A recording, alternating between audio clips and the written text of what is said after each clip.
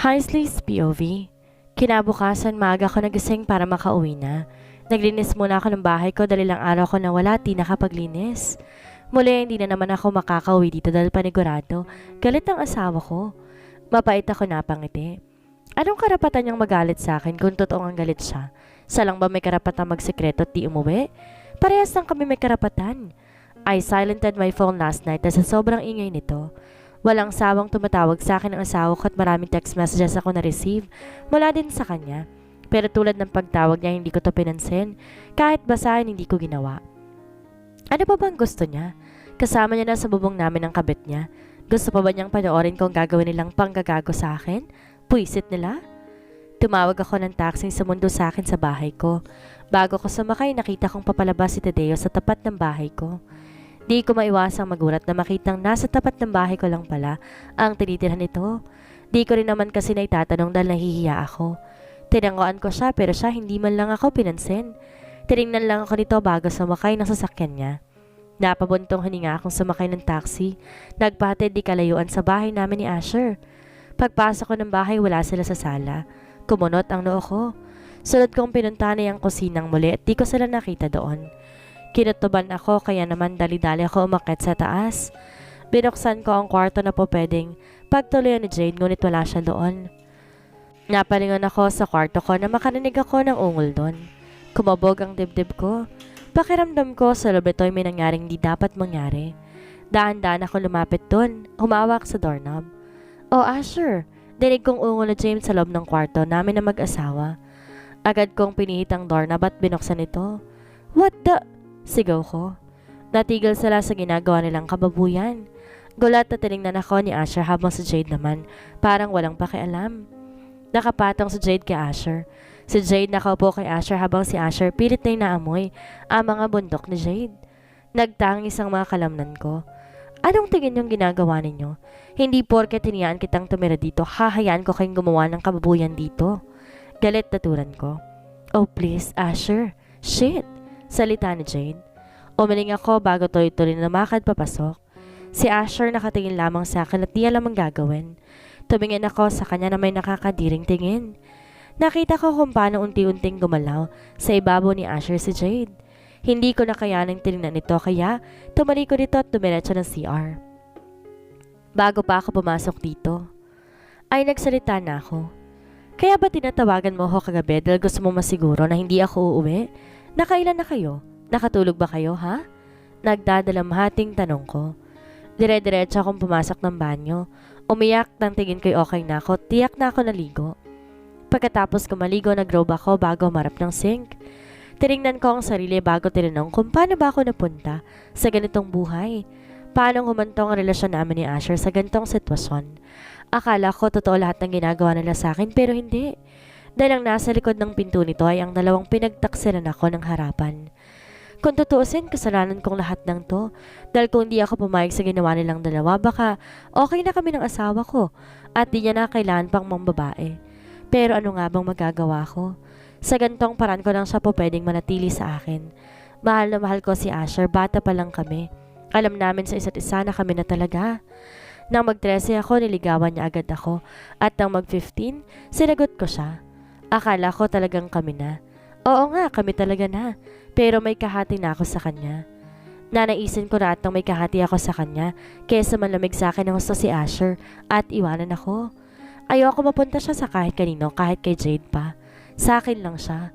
Kahit sa amin dalawa ni Jade, wag niya lang salilihin ng asawa ko. Dahil hindi ko kakayanin. Ako ang asawa. Ako ang mahal. Hindi ko alam ang kwento nilang dalawa para humantong kami sa gantong sitwasyon naming tatlo. Kung alam ko lang na ganitong hahantungan namin, matagal ko nang pinaiwas si Asher kay Jade. Lumabas ako ng banyo. Nakita ko nagbibihis na silang dalawa. Nakatayo sila at kapwa magkaharap habang nagbibihis. Kumain ka na, Asher? Tanong ko. Umiling lang siya. Ipagluluto na kita. Lumakad ako palabas nang bubuksan ko ng pinto. Inunahan akong lumabas sa Jade. Hindi ko siya pinansin. Lumabas na ako ng kwarto. Pagbaba ko sa kusina, nakita ko naghuhugas ng pinggan si Jade. Lumapit ako sa ref at kumuha ng pwedeng lutuin. I said, know your limitation. You have your own room, Jade. Sana doon kayo gumawa ng panibagong kababuyan sa sarili ninyo. Naiinis sa turan ko. Pinasok ko lang siya sa kwarto ninyo. Simpleng salita nito pero napangisi ako. Ganyan ka kadesperadang makatalik ng asawa ko? Ganyan mo ka gustong babuyin lalong sarili mo sa mata ko? Ines na tugon ko. May problema kasi siya. Hindi mo alam dahil hindi ka umuwi kagabi. Napaharap ako sa sinabi ni Jade. Nagpatuloy lang ito sa paghuhugas niya. You know what? Total naman, nandito na tayo. Bakit di na lang tayo magsalitan kay Asher? Sa'yo siya ng Lunes hanggang Webes. Sa akin naman siya ng Biyernes hanggang Sunday. Total naman ikaw ang totoong asawa, kaya sa'yo siya mas matagal. Huminto ito sa ginagawa niya. Umiling ako. Ramdam ko ang titig niya habang ako ay nagluluto. Alam mo, ito ang isa sa dahilan kung bakit hindi ka maiwan ni Asher. Ikaw yung asawang pangarap niya. Masarap kang magluto. Maalam ka sa gawaing bahay pero kulang ka sa galing. Sarkasikong tura nito na ikinainit ang ulo ko. Humarap ako sa kanya. Ang kapal din ang mukha mong sabihin sa akin ng mga yan, no? Tumango ito na nakangiti. Kaya naman ginantihan ko siya ng ngisi. Kaya ko kayong demandahin sa ginagawa ninyo sa akin. Para nakot ko. E di sana ginawa mo na una pa lang, 'di ba? Kaso hindi mo ginagawa dahil hindi mo kayang maiwan mag-isa. Ngumiti ako. Kaya ko mapag-isa. Sadyang natatakot lang ako na husgahan ng gusto si Asher. Base sa husgang pwedeng ihusga sa inyo. Wala akong pakialam kung maging mapag-isa ako soon. Ang mahalaga sa akin, ang pangalan ni Asher. Yun lang at wala nang iba pa. Muli, magluluto na sana ako nang may maalala akong sasabihin.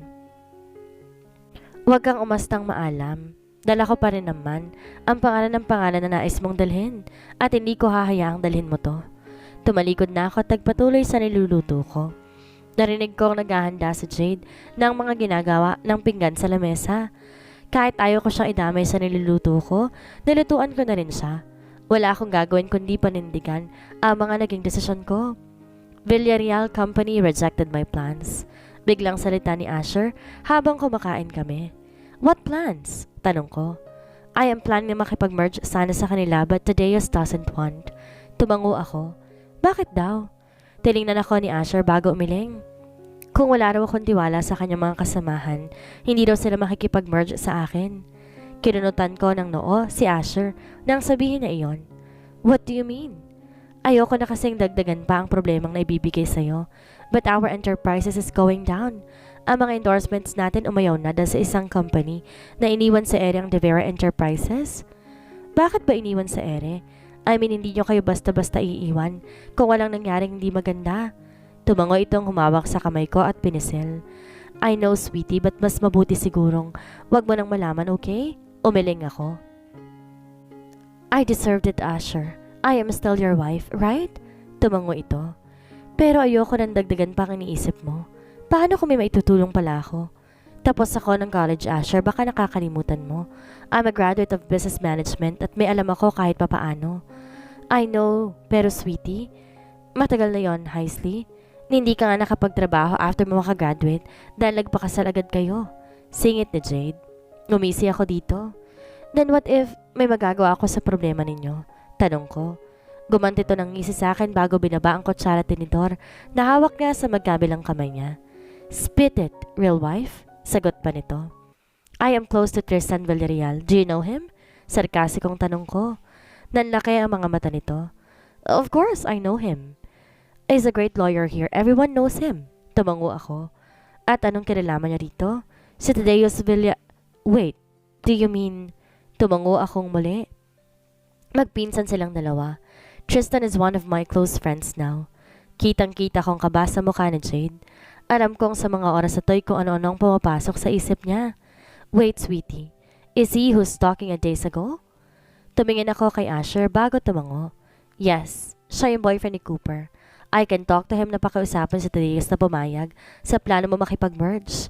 Muling umisi akong tumingin kay Jade. Paano man naman nasisiguro na mapapapayag niya sa Tadeus? Matari at di sumusukong tanong na Jade. Simple. Sumipsip kasi sa akin si Tristan para mas magustuhan siya nila tito at tita. Once na hindi siya pumayag kausapin si Tadeus, sisiraan ko sa iyo sila tita. Napatingin ako kay Asher nang bigla itong tumayo. Lumuhod to sa harap ko at niyakap ako. Gagawin mo yun para sa akin? Tumango ako. Kahit ganitong sobrang laki na ng kasalanan nagagawa ko sa'yo. Tumango ko at tinawakan siya sa magkabilang pisngi. I am still your wife. I will help you no matter what happened. Ngumisi ito sa akin. I love you. Akmang hahalikan ako nito nang tinanggihan ko ito. Why? No toothbrush, no kiss, okay? Tumango ito. Finish your meal first. Iintayin kita sa kwarto natin. I seduced him. Dinampian ko siya ng halik sa pisngi niya bago tumayo. Ngumisi akong tumingin kay Jade na galit na nakatingin sa akin. I am done eating. Tumayo ako at iniwan silang dalawa doon. Umakit ako sa kwarto at toothbrush, ilang minuto pa nga ang lumipas. Napangiti akong tagumpay nang pumasok sa kwarto namin si Asher. And yes, may nangyari sa amin ni Asher. Buong araw kaming nagkulong dito sa kwarto. Wala akong ideya kung anong ginagawa ni Jade sa labas ng kwarto namin at wala akong pakialam. Ang tayong gusto ko lang ay mabura sa katawan ng asawa ko, ang bahid ng katawan ni Jade. Ginawa ko lahat na napanood ko kagabi. Yes, I watched porn last night para magkaroon ng bagong kaalaman. Gusto kong higitan ng mga nagagawa ni Jade sa asawa ko. Baka isang araw, nagbabaka sakali ako magigising si Asher sa katotohanan at iwan niya na si Jade. Heisley's POV. Pagkatapos namin magtalik ni Asher, ay nagpaalam ako makikipagkita ko no kay Tristan, pero hindi talaga ako doon dediretso, kundi kay Tadeos mismo. Mabilis kong pinaandar ang sasakyan ko at tinungo ang VV. Mabilis kong ipinark ang sasakyan ko sa tapat ng bahay ko bago nagmamadaling nag-doorbell sa bahay ni Tadeos. Inaasahan kong nandoon siya dahil pag nagkataon, hindi ko alam kung saan ako dediretso para makausap siya. Nakahinga ako ng malalim nang biglang bumukas ang pinto nito. Lumabas doon yung lalaki nakita kong dumating dito. Ngumiti ito sa akin na napakaganda at lumapit. Do you need something, miss? Kung ako lang si Cooper, ay paniguradong nagtatalon na ako sa tuwa dahil ulam ang nasa harapan ko. Nandyan ba si Tadeos? I need to talk to him. Diretsong salita ko. Tumango ito. He's here. Wait, I'll ask him first.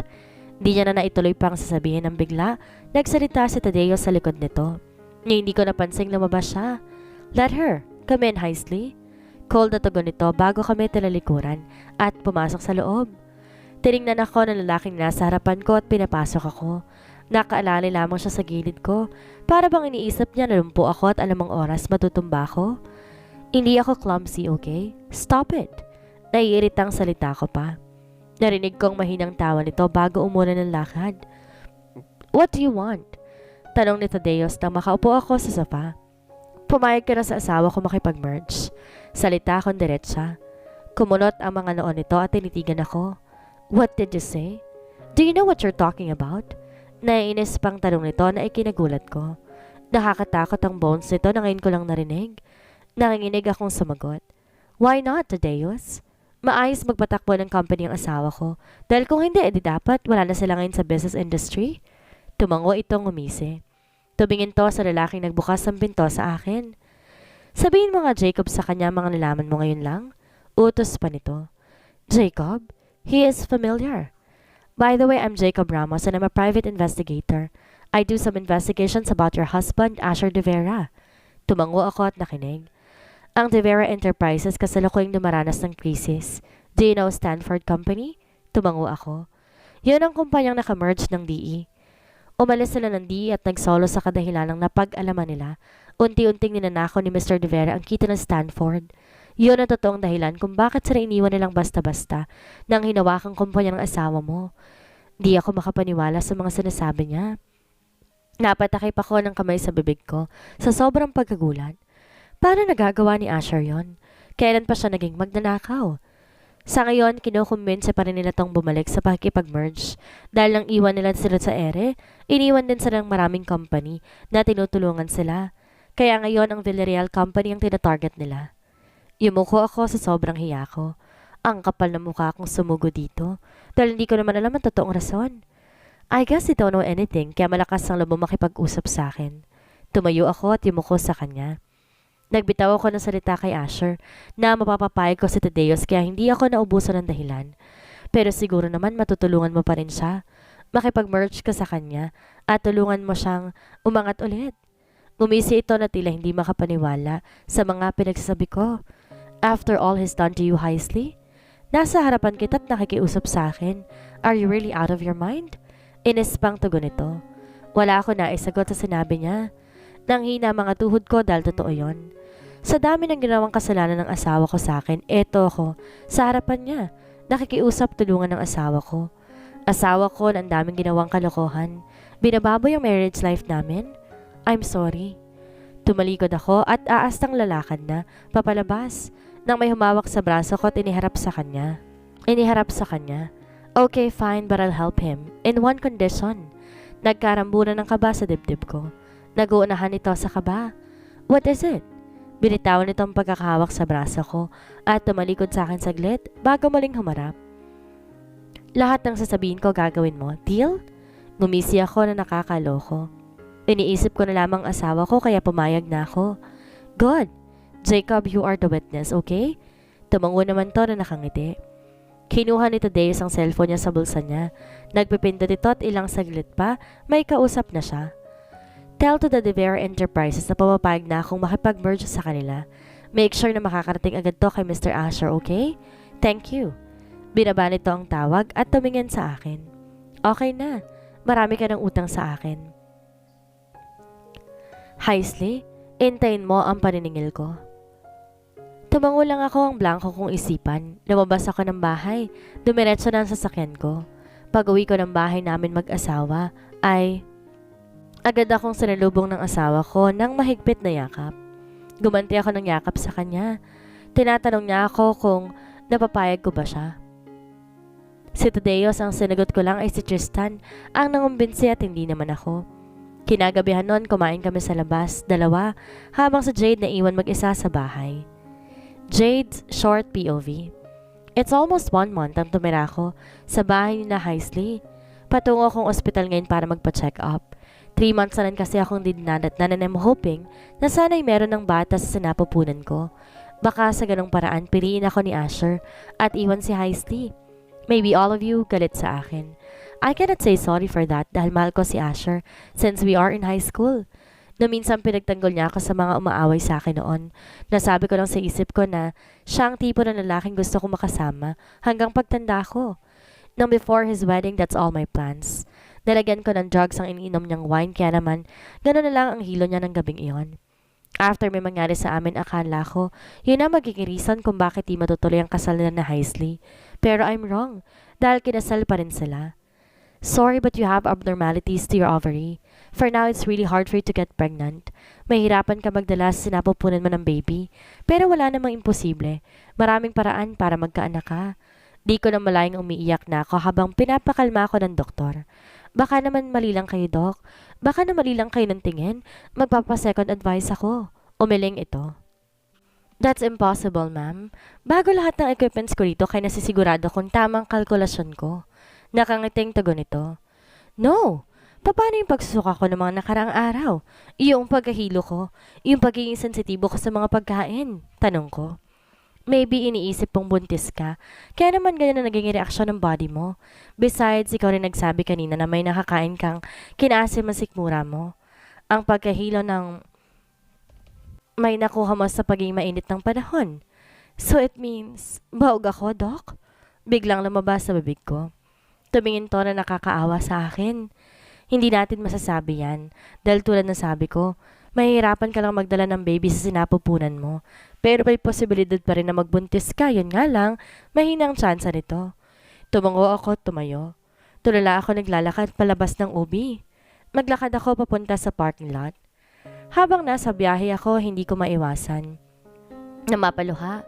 Agad ko tong pinigilan dahil nasa biyahe ako pauwi sa bahay nila Asher. At naging masaya sila.